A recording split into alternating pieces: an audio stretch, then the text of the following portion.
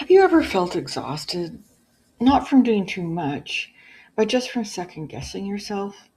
Like you want to move forward, but something in your mind keeps whispering, maybe not, maybe you're not ready, maybe this isn't the right time. And that voice can quietly stall your momentum.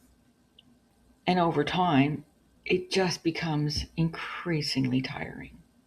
I recently listened to a short clip from Joseph Goldstein in the Waking Up app, where he talks about doubt, and it really resonated with me. He said he's always been struck by the phrase plagued by doubt. Interesting. A plague. That's strong language. But when you really think about it, doubt can feel like that. It's not helpful discernment, it's not careful wisdom, but something that spreads and quietly undermines us. So instead of experimenting, instead of trying new things, instead of taking that one small step, self doubt often doesn't even let us get that far. So the doubting mind is exhausting. It's painful. It runs endless what ifs. What if I fail? What if this confirms that I'm not capable? What if people see me differently? Oh my goodness. And if we don't notice that this is happening, if we don't have that awareness of the pattern, it becomes self fulfilling.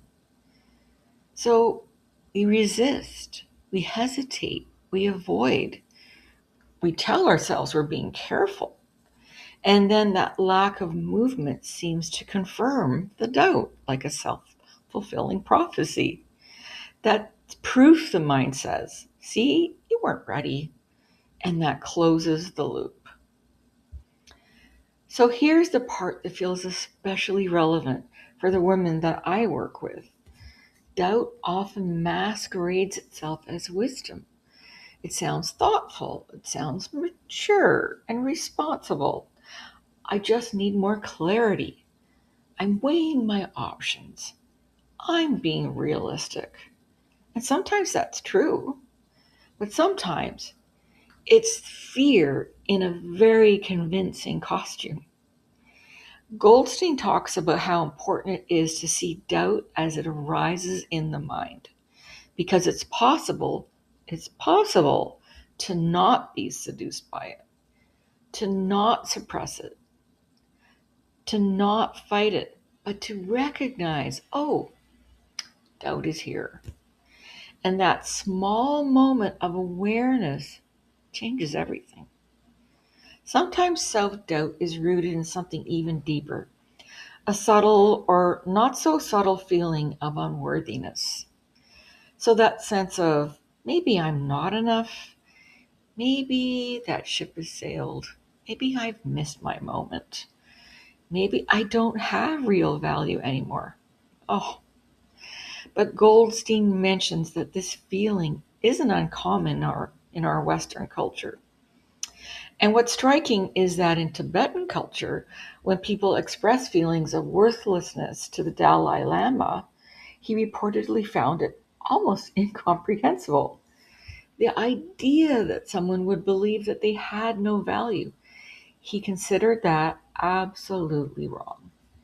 So, from that perspective, the very nature of the mind is awareness, and the potential for awakening, for clarity, for growth, that exists in every one of us. Not in some elite group, everyone. And that includes you. So, what do we do with self doubt? This is all about how we work with self doubt. First, we stop treating it as truth. Instead of asking, is this right or wrong? We notice, what's happening in my mind right now? Doubt isn't proof that you shouldn't act. It's often a protective impulse trying to keep you safe from discomfort. And meaningful change almost always involves discomfort. So when you can see doubt clearly, just as a mental event, it loses some of its authority. You don't have to eliminate it before you act. You just don't have to let it run the show. So, one gentle shift is this: instead of waiting for certainty, try experimentation. Not, this has to work, but let me try. Doubt says, what if this fails? Awareness says, let's see what happens. That's a very different energy. It's lighter, less exhausting, more alive. So if you've been feeling stalled, not because you don't care, but because your mind keeps looping, I want you to know this: you're not broken and you're not lazy. You may simply be caught in a pattern that can be seen more clearly. If you'd like to explore that together, how doubt shows up for you, what's underneath it, and how to keep moving without exhausting yourself, I invite you to book a coaching conversation with me. It's not a sales call, just a real conversation.